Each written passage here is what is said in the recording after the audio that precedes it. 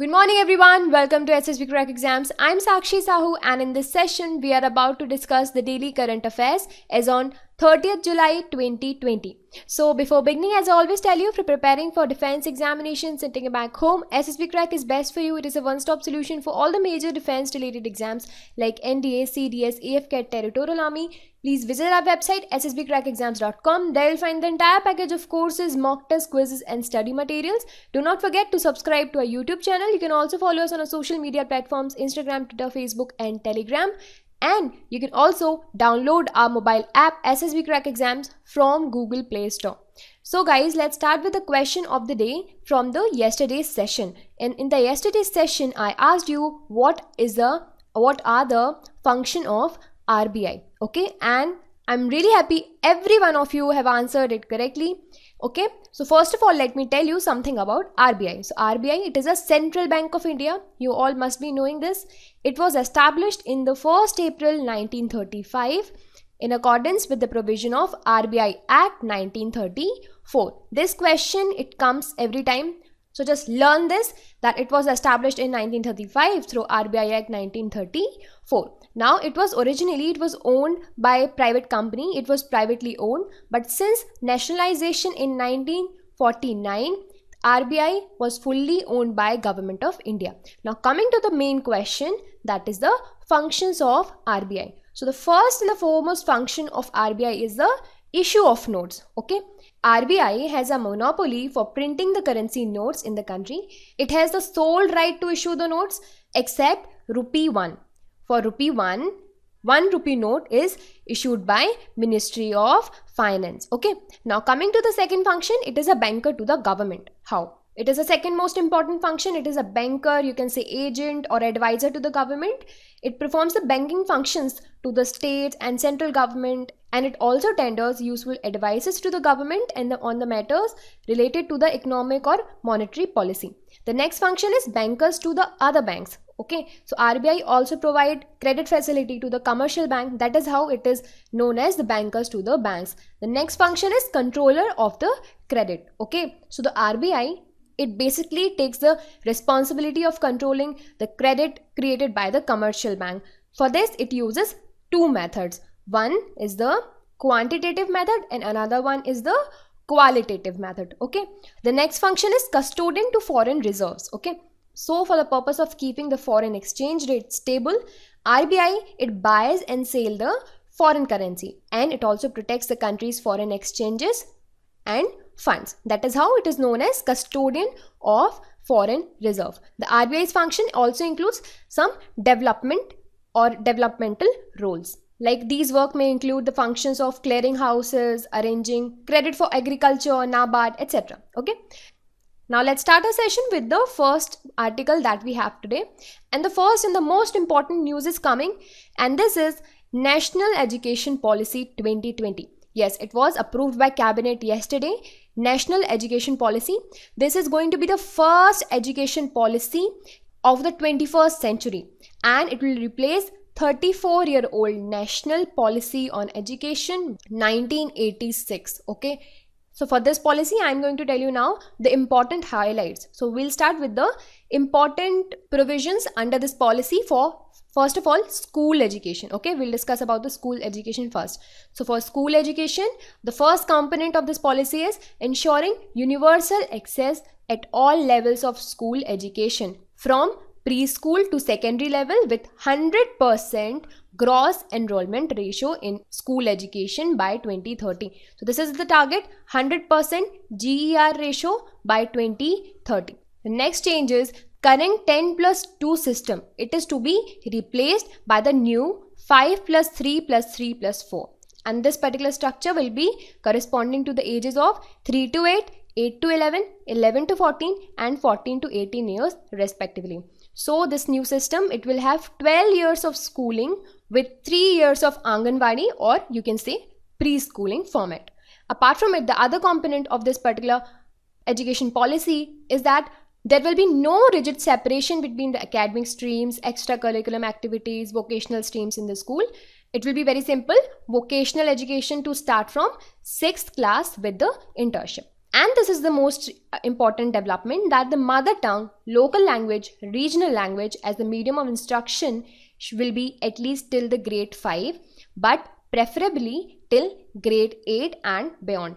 And apart from this, Sanskrit is to be offered at all the levels of the school and higher education as an option for students, including the 3-language formula. So they are implementing the 3-language formula basically. So assessment reforms with 360-degree holistic progress card will be there, and it will be tracking the students' progress for achieving learning outcomes. So these were the components for the schooling. Now let's discuss about the higher education.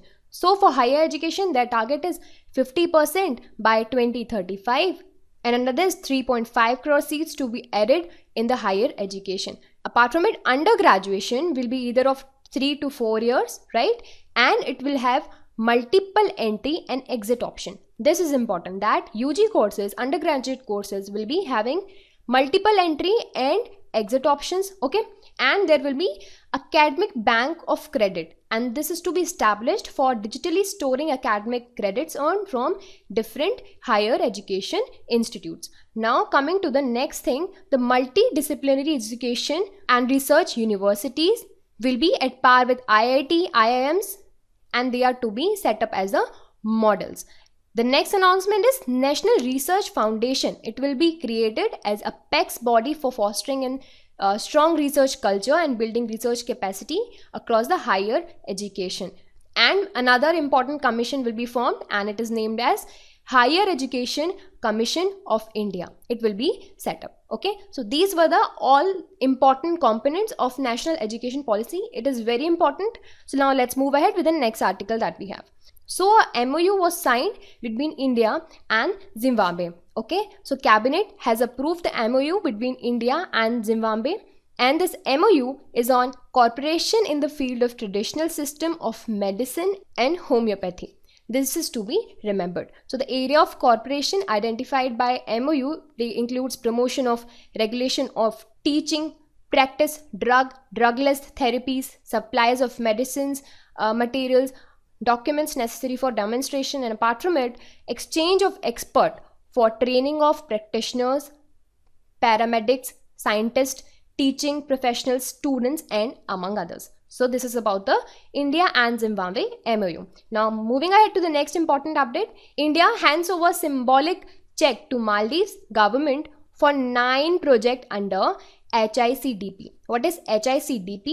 It is Higher Impact Community Development Projects. Okay, so the financial assistance of High Impact Community Development Project from Government of India was handed over to Government of Maldives in the form of symbolic cheque worth rupees USD 5.6 million. Okay, so talking about the 9 projects, what all are the 9 community-based development projects? So these are neighborhood fish processing plant development in the 3 districts of Addu city. Okay, so these are 3 projects. Now the others are tourism zone development of 5 districts of Addu city. So these are 5, total 8. Now one is bottled water plant. It is to be set up in the Huarafushi. Okay, so these are the total 9 community-based development projects that India has funded. Now coming to the important takeaways from your examination point of view. So I'll be telling you about the Maldives. So the capital of Maldives is Malé. Currency of Maldives is Maldivian Rufiya. And President of Maldives is Mr. Ibrahim Mohammed Soli. Now coming to the next news, it is about the Green AG project. AG is abbreviated Green Agriculture. Okay, so the Union government has launched the Green AG project in which state? In the Mizoram. Okay, this is the news that the new Green AG project has been launched in the Mizoram, and this is to reduce the emission from agriculture and ensure the sustainable agriculture practices. So Mizoram is one of the 5 states where the project have been implemented. So what all are the 4 other states? One is Rajasthan, Madhya Pradesh, Odisha, Uttarakhand. So these are the 4 states, and Mizoram is the 5th state where the project is implemented. Now talking about this project, so the project is funded by Global Environmental Facility, which is known as GEF. And what is the executing or the implementing agency? Implementing agency is Department of Agriculture, Cooperation and Farmers Welfare. Okay, Department of Agriculture, Cooperation and Farmers Welfare will be implementing agency, national executing agency, right? So what is the aim for Green AG project? So the aim is at accelerating the transformation of Indian agriculture sector into national and international benefits by green land management practices, concerns of biodiversity and climate change. So this is the aim for Green AG project. So this particular project is a pilot project and it is supposed to end on March 31, 2026 in all the states, and it aims to cover approximately 35 villages, and under these 35 villages it will include two important project areas. What are the two important project areas? One is the Dampa Tiger Reserve and another one is Thorangtlang Wildlife Sanctuary. These are the important project under this. Now coming to the current COVID-19 situation in India. So as per 29 July 2020, the active cases have reached to 5,09,447. The cured cases or the recovered cases are 9,88,029 and deaths have reached to 34,193. Now it is time for questions. Now it is time for quiz. Try to answer these questions. The first question in front of you is, in which of the following states Green AG project has not been implemented yet? So I told you there are total 5 states in which this particular project has been implemented till so far. So which of the following is not? MP, Rajasthan, Sikkim or Mizoram? So the correct answer for this will be Sikkim, as Mizoram, as we just discovered, is the 5th state. MP, Rajasthan is also included. Now coming to the next question is, what is the capital of Maldives? So the correct answer for this is Male. Now the next question is, new education policy will be replacing which of the following policy? So as I told you, it will be replacing Policy on Education 1986. Okay guys, this is all about this session. Now it is a time for question of the day. So the question for you is, which is the largest tiger reserve in India? Okay, try to answer this in the comment section. We will discuss about this question and what is the largest tiger reserve, which state has the largest number of tigers and everything related to it. So we'll discuss everything in the next session. Till then, stay tuned. I'll see you in the next session. Take care. Jai Hind.